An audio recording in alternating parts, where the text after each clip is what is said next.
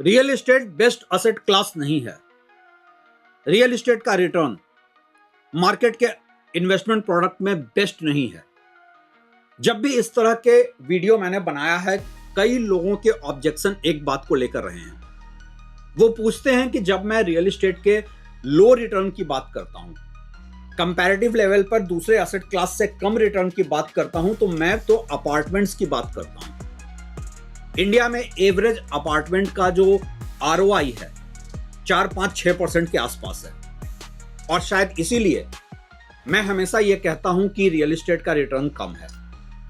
लेकिन real estate का मतलब सिर्फ अपार्टमेंट नहीं है, लैंड पार्सल्स भी हैं, और जमीन खरीदकर कुछ लोगों ने लाखों करोड़ों कमाए हैं। लैंड का रिटर्न बहुत साइजेबल होता है, और जब प्रॉपर्टी मार्केट की बात होती है तो ज्यादातर लोग यही आर्गुमेंट लेकर आ जाते हैं कि हमने तो बहुत पैसा बनाया है लैंड खरीदकर। रियल एस्टेट में अगर इन्वेस्ट करना है तो लैंड में करो। यहां पे एक फंडामेंटल सवाल यह आता है, क्या यह आर्गुमेंट पूरी तरह सही है? क्या लैंड खरीदने के बाद आपका आरओआई बाकी किसी भी दूसरे एसेट क्लास से ज्यादा है? एक रियलिटी चेक की जरूरत है लैंड पार्सल्स की खरीद बिक्री पे भी, इसके आरओआई पे भी।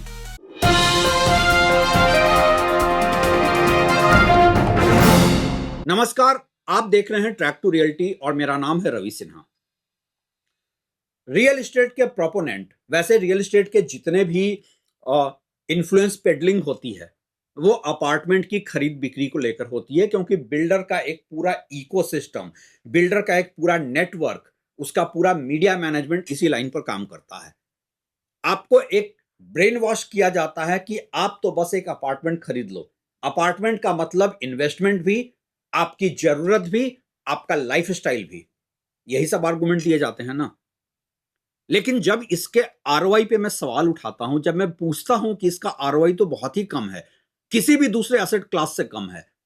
इनफैक्ट आप एक अपार्टमेंट खरीदने के बाद जब अपना आरओआई कैलकुलेट करते हैं, कैपिटल एप्रिसिएशन के साथ रेंटल रिटर्न को भी जोड़ते हैं, तब भी ये दूसरे एसेट क्लास से कम रिटर्न देता है। जब ऐसे आर्गुमेंट मैं देता हूं तो सारे क्रिटिक्स एक ही बात कहते हैं कि मैं लैंड की बात नहीं कर रहा हूं, मैं तो बस अपार्टमेंट की बात कर रहा हूं, और लैंड में तो रिटर्न्स साइजेबल होते हैं।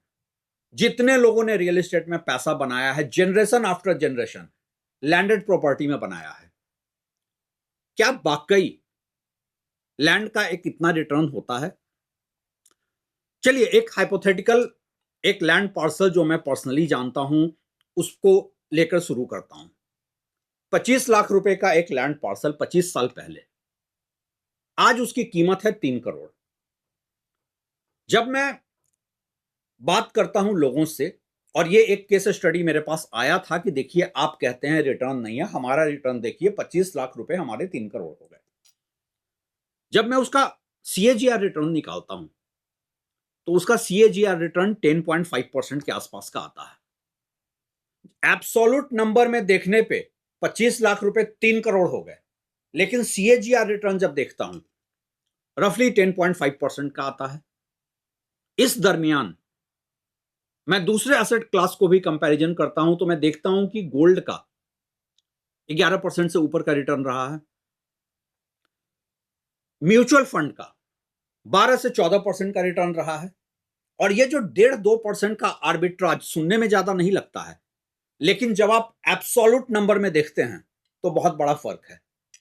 मसलन कि 25 साल में 10.5% का रिटर्न अगर 3 करोड़ दे रहा है, तो दूसरा 12% का रिटर्न 5 करोड़ से ऊपर दे रहा है। अब ये कैलकुलेशन जो मैंने निकाला है, ये मैंने एक ऐसी प्रॉपर्टी का निकाला है जो आउटलायर रहा है, बहुत अच्छा परफॉर्म कर गया है। क्या सारे ही लैंड पार्सल जो 25 साल पहले 25 लाख रुपए के थे वो 3 करोड़ के बन गए हैं?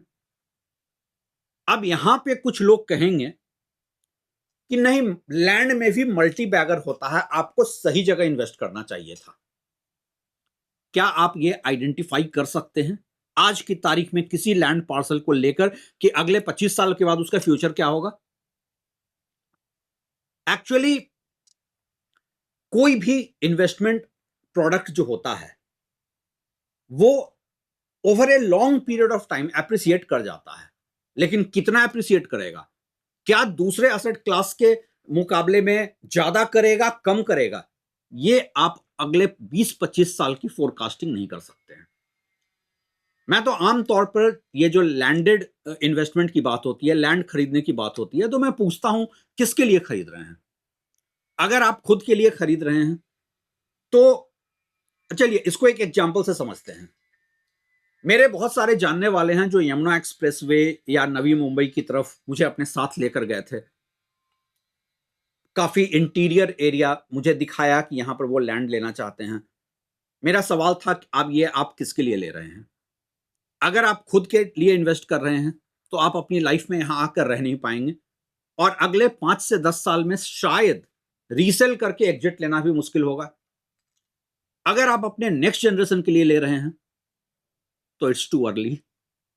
हां, अगर आप चाहते हैं आपका ग्रैंडसन बोले कि मेरे दादा बड़े विजनरी थे, उन्होंने देखो कितना अच्छा इन्वेस्टमेंट किया था, तब यह बहुत अच्छा है।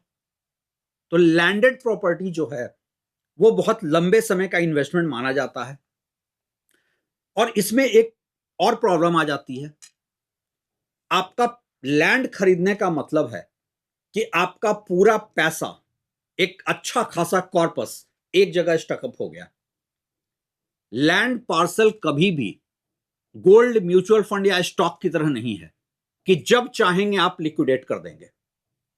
दूसरा, अगर आपने 1 करोड़ या 2 करोड़ का लैंड पार्सल खरीद लिया और आज अचानक आपको 25 लाख रुपए की जरूरत है, क्या आप उसको पार्ट में सेल कर सकते हैं? लिक्विडिटी एक बहुत बड़ा फैक्टर है गोल्ड और स्टॉक मार्केट के फेवर में। यहां अगर आपके पास 1 करोड़ के असेट्स हैं और आपकी जरूरत 20 या 25 लाख की है, आप उतना पैसा जब चाहे बेच देंगे, उतना पार्ट जब चाहेंगे बेच देंगे। तो एक तीसरा फैक्टर आता है, गोल्ड और म्यूचुअल फंड या स्टॉक खरीदने के लिए आप लोन नहीं लेते हैं। अक्सर आप लोन ले लेते हैं लैंड पार्सल लेने के लिए। तो लैंड पार्सल का आरओआई, अगर आप जो लोन ले रहे हैं उसके इंटरेस्ट को भी आपको उसमें से डिडक्ट करना पड़ेगा। मेरा हमेशा से एक बात कहना है कि आप देखिए, मैं लैंड खरीदने के लिए या लैंड में इन्वेस्टमेंट के खिलाफ फंडामेंटली नहीं हूं। मेरा भी मानना है कि रियल एस्टेट में अपार्टमेंट खरीदने से कहीं ज्यादा वाइज डिसीजन यह है कि आप एक लैंडेड प्रॉपर्टी लें, आप लैंड में इन्वेस्ट करें, लेकिन यह सोचकर नहीं करें कि यह बहुत ज्यादा हाई आरओआई का अवेन्यू है। कभी भी यह सोचकर नहीं करें कि यहां जो रिटर्न मिलेगा वो कहीं और नहीं मिलेगा। अपना सारा पैसा एक लैंड पार्सल में नहीं लगा दें, एग्जिट मुश्किल है। लोन लेकर इन्वेस्ट नहीं करें। और सबसे बड़ी बात है, अपने नेटवर्थ का एक हिस्सा तो रखें लैंड में, लेकिन उस पैसे को आप इन्वेस्ट करें लैंड में जिस पैसे की आपको पता है कि आपको अगले 5, 7, 10 सालों से जरूरत नहीं पड़नी है। लैंड का रिटर्न अपार्टमेंट से ज्यादा है, इसमें कोई डाउट नहीं है और यह मैं डिनाई नहीं कर सकता हूं।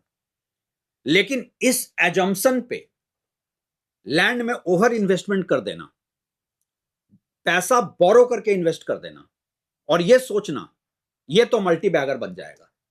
सच तो यह है, कौन सा लैंड पार्सल मल्टी बैगर बनेगा यह प्रेडिक्ट करना उतना ही मुश्किल है जितना यह प्रेडिक्ट करना कि कौन सा स्टॉक 10 रुपए से बढ़कर 10,000 रुपए तक पहुंच सकता है। सिमिलरली, गोल्ड का प्राइस अगले 10 साल में क्या होगा? गोल्ड तो फिर भी मोर और लेस वॉलेटाइल है, लेकिन आप कभी भी एक मल्टी बैगर ना तो स्टॉक को प्रेडिक्ट कर सकते हैं ना लैंड पार्सल को। अपार्टमेंट से बेहतर इन्वेस्टमेंट है, जरूर करें, लेकिन नेटवर्थ का एक ही छोटा हिस्सा करें, उतना ही करें जितना पैसे आप अगले 10 साल के लिए स्टकअप कर सकते हैं। और यह हमेशा याद रखें, over a long period of time real estate का कोई भी प्रोडक्ट, लैंड ही क्यों नहीं हो, बेस्ट रिटर्न नहीं देता है अनलेस कोई जैकपॉट निकल जाए। आपने जो लैंड खरीदा उसके बगल से कोई हाईवे निकल जाए, उसके बगल में कोई एयरपोर्ट अनाउंस हो जाए, बट वो बहुत सारे लक फैक्टर पे है, कैलकुलेशन नहीं हो सकते, उसके फाइनेंशियल कैलकुलेशन नहीं हो सकते।